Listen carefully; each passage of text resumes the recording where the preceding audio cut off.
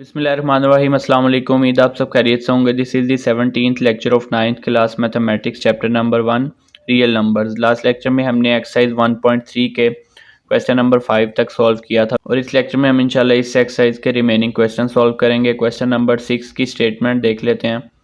The sum of the ages of father and son is 72 years. सबसे पहले हम late कर लेते हैं कि हमारे पास let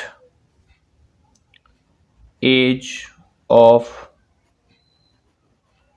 father is equal to x years and age of जो सन की एज है is equal to y years। अब हमें कंडीशन क्या गिवन है, अकॉर्डिंग टू गिवन कंडीशन, तो यहाँ पे हम मेंशन करेंगे कि x plus y is equal to 72। आप इसको इक्वेशन नंबर 1 का नेम दे सकते हैं। अब नेक्स्ट हमें क्या गिवन है, 6 ईयर्स अगो, 6 साल पहले। तो यहाँ पे हम मेंशन करते हैं जी 6 ईयर्स अगो, 6 साल पहले फादर की एज कितनी होगी, एज ऑफ फादर, यहाँ या फिर यहाँ पे आप फादर्स एज सन्स एज भी लिख सकते हैं या एज ऑफ फादर, एक ही बात है। तो वो थी x माइनस 6 ईयर्स, यानी कि जो मौजूदा एज है, जो करंट एज है, इसमें से आप अगर 6 माइनस कर दें तो 6 साल पहले की एज आ जाएगी। अब next, age of son y minus 6 years. तो सन की जो एज है उसमें से भी आप जब माइनस कर दें 6 तो आपके पास 6 साल पहले की एज आ जाएगी। अब नेक्स्ट हमें क्या गिवन है कि 6 साल पहले क्या था, the father's age was 2 times the age of son. What was son's age 6 years ago. अब एक और हमें कंडीशन गिवन है, अकॉर्डिंग टू गिवन कंडीशन के 6 साल पहले जो फादर की एज थी, यानी कि age of father is equal to 2 times, double थी, एज ऑफ सन। तो 6 साल पहले यहाँ पे था x minus 6, 2 multiply by y minus 6।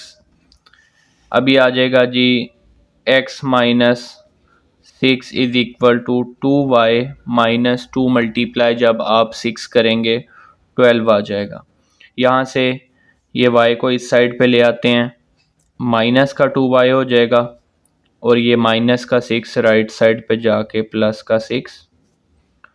तो x minus 2y is equal to, ये वैल्यू हमारे पास आ गई -6। इसको नेम देंगे इक्वेशन नंबर 2 का। अब यहाँ से आप इक्वेशन नंबर 1 और इक्वेशन नंबर 2 को देखें। अच्छा, हमने फाइंड क्या करना है, हमने सन की एज फाइंड करनी है 6 ईयर्स अगो वाली, यानी कि जो y आएगा, जो मतलब प्रेजेंट एज आएगी, उसमें से हम 6 माइनस करेंगे। यानी कि हमें क्वेश्चन में y फाइंड करने का कहा है, सन की एज फाइंड करने का कहा है, फादर की एज फाइंड करने का नहीं कहा। आप कर सकते हैं लेकिन हमने सन की एज फाइंड करना कंपलसरी है, यानी कि y की वैल्यू निकालनी है। तो मैं ये जो दो इक्वेशंस हैं इनमें x सेम है, आप देखें ये भी 1x है, ये भी 1x, दोनों पॉजिटिव हैं। अगर मैं इस इक्वेशन में से इसको माइनस करूंगा तो ये जो x है ये कैंसिल हो जाएगा, मेरे पास y की वैल्यू आ जाएगी।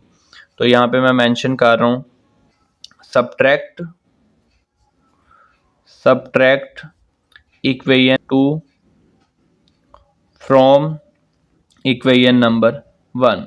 वैसे आप 1 को 2 में से भी कर सकते हैं, आंसर सेम ही आएगा, उससे कोई फ़र्क नहीं पड़ेगा।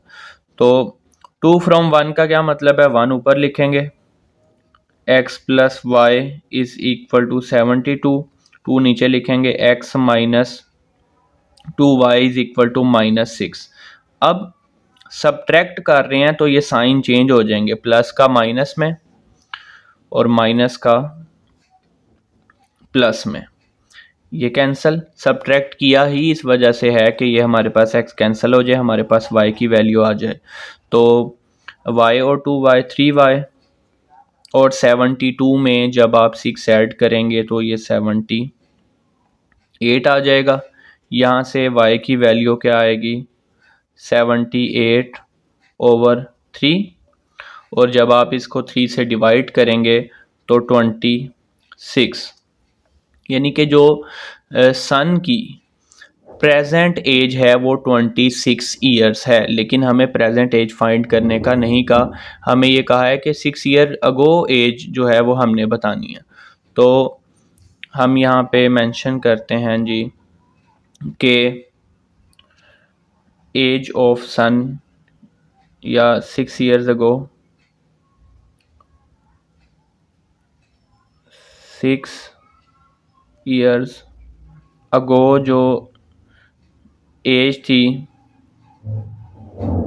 एज ऑफ सन वो क्या थी, y -6, यानी कि y 26 आया, मैं डायरेक्ट यहाँ लिख रहा हूँ 26 - 6 इज इक्वल टू कितनी आ गई एज, 20 ईयर्स। साथ हम मेंशन कर देते हैं कि हमारे पास जो सन की एज हमने फाइंड करनी थी, प्रेजेंट नहीं, प्रेजेंट एज आई है हमारे पास 26 ईयर्स, हमने फाइंड करनी थी कि 6 ईयर्स अगो, तो 6 साल पहले की क्या होगी, 26 में से आप 6 माइनस कर दें तो ये आ जाएगा 20 years.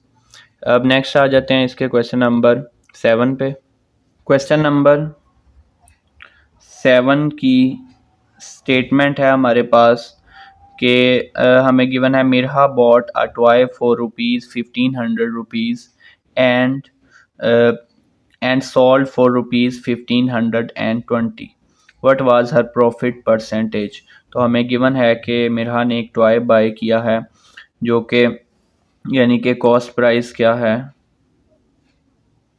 Cost price is equal to rupees कितना, 1500, और सेलिंग प्राइस हमें गिवन है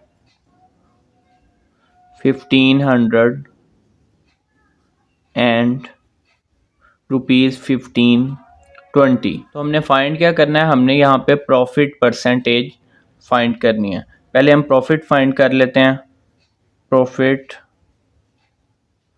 is equal to selling price minus cost price जी, 1520 माइनस 1500, तो प्रॉफिट कितना आ गया, ₹20 का प्रॉफिट आ गया। अब प्रॉफिट परसेंटेज का क्या फार्मूला है, अगर आप पीछे देखें पेज नंबर 16 पे, तो आपके पास यहाँ पे मेंशन है कि प्रॉफिट का formula selling price minus cost price पे प्रॉफिट परसेंटेज, इसी तरह लॉस या लॉस परसेंटेज आपने फाइंड करनी हो तो आप इन फार्मूलाज की हेल्प से फाइंड कर सकते हैं। तो profit over profit percentage is equal to profit over जो हमारे पास है cost price CP multiply by 100, तो ये हमारे पास आ जाएगी percentage.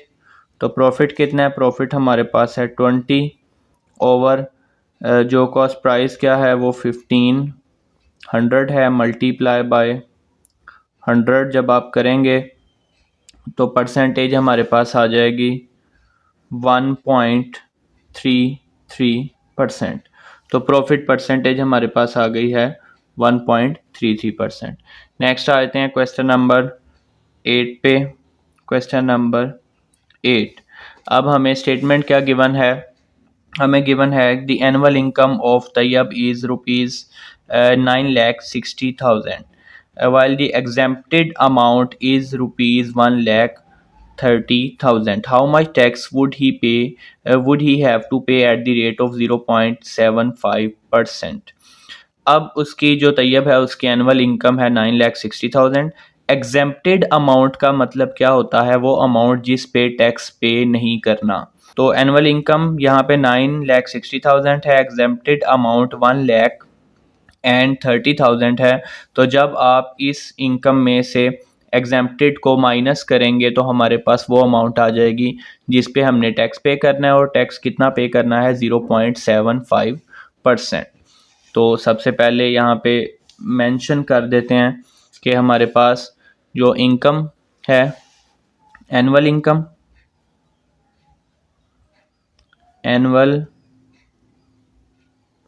Income is equal to ₹9,60,000, हमें जी यही गिवन है। और exempted amount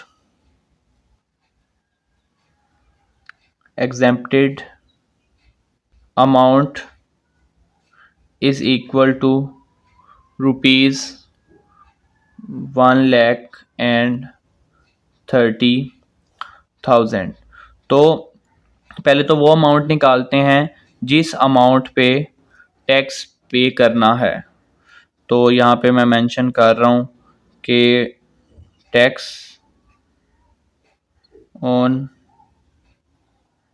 amount is equal to 9,60,000 में से आप माइनस कर देंगे 1,30,000, तो ये आ जाएगा 8,30,000, 8,30,000 रुपीज़ आप यहाँ पे मेंशन कर दें। अब इस पे हमने टैक्स कितना पे करना है, टैक्स इज इक्वल टू कितने परसेंट, 0.75%। टैक्स हमने पे करना है 0.75%। तो tax is equal to 0.75 over, आप परसेंटेज को ख़त्म करेंगे, डिनोमिनेटर में 100 आएगा, मल्टीप्लाई बाय 8,30,000। तो आप इसको सिंप्लीफाई कर लें तो यहाँ से हमारे पास जो टैक्स है वो आ जाएगा ₹6,225। 6,000 जो टैक्स की अमाउंट आ गई है वो हमारे पास आ गई है 6,225। अब हमारा लास्ट क्वेश्चन रह गया, क्वेश्चन नंबर 9। क्वेश्चन नंबर 9 की स्टेटमेंट है, find the compound markup on ₹3,75,000 for 1 year at the rate of 14% compounded annually.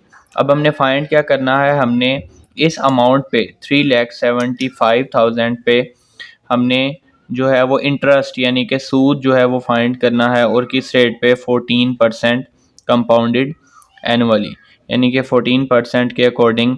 तो पहले हम यहाँ पे लिख लेते हैं, हमें गिवन क्या है, हमें अमाउंट गिवन है,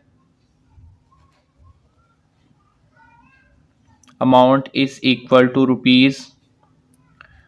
₹3,75,000। तो इसी तरह टाइम पीरियड टी, इसको हम कहते हैं पी, प्रिंसिपल अमाउंट। ये वैल्यूज़ हमने फार्मूले में पुट करनी है। Time period T 1 year, and rate किस परसेंटेज पे है, 14%। तो यहाँ पे सॉल्यूशन हम यहाँ से स्टार्ट कर रहे हैं। कंपाउंड इंटरेस्ट निकालने से पहले हम अमाउंट निकाल लेते हैं जो कि हमारे पास आफ्टर 1 ईयर बनेगी। इसका फॉर्मूला क्या है, A is equal to P multiply by 1 plus R, ये आप स्मॉल लिख सकते हैं, आर ओवर 100 और पावर है t, यानी कि ये अब वो अमाउंट है जो 14% इंटरेस्ट के अकॉर्डिंग आफ्टर 1 ईयर बनेगी। यानी कि इस ए अमाउंट में हमारी ये अमाउंट और जो 14% के अकॉर्डिंग जो इंटरेस्ट होगा वो इंक्लूड होगा। तो अब यहाँ पे आप वैल्यूज़ पुट कर लें। तो P की वैल्यू हमारे पास है 3,75,000 मल्टीप्लाई बाय 1 प्लस 14% है 14/100 और T की वैल्यू है 1।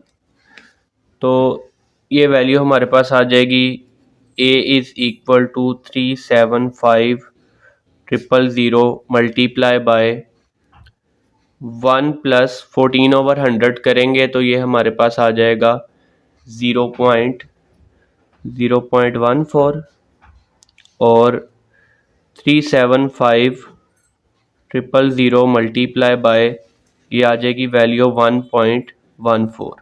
तो जब आप इसको 1.14 से मल्टीप्लाई करेंगे तो ए आपके पास वो वैल्यू आ जाएगी जो आपके पास यहाँ आफ्टर 1 ईयर 14% इंटरेस्ट के अकॉर्डिंग बनेगी।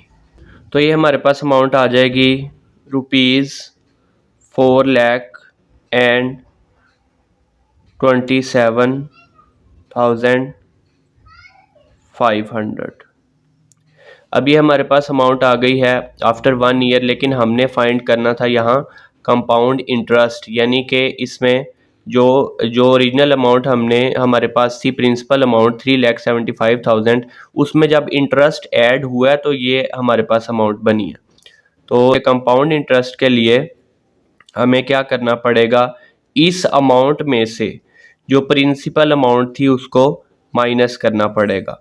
तो 4,27,500 में से आप माइनस करेंगे 375,000 तो आपके पास आंसर आ जाएगा 52,000 रुपीज़ 52,500। तो हमारे पास कंपाउंड इंटरेस्ट आ गया है 52,500 किस परसेंटेज के अकॉर्डिंग, 14% के अकॉर्डिंग। अब इसी तरह हमने एक्सरसाइज 1.3 कंप्लीट कर लिया। आपने इस एक्सरसाइज का या प्रीवियस इस चैप्टर का कोई भी क्वेश्चन अगर समझना हो तो आप प्लेलिस्ट से लेक्चर देख सकते हैं, और इस लेक्चर के रिलेटेड कोई कन्फ्यूजन है तो आप कमेंट्स में पूछ सकते हैं। अब इंशाल्लाह नेक्स्ट लेक्चर में हम इसकी रिव्यू एक्सरसाइज स्टार्ट करेंगे। फी अमान अल्लाह।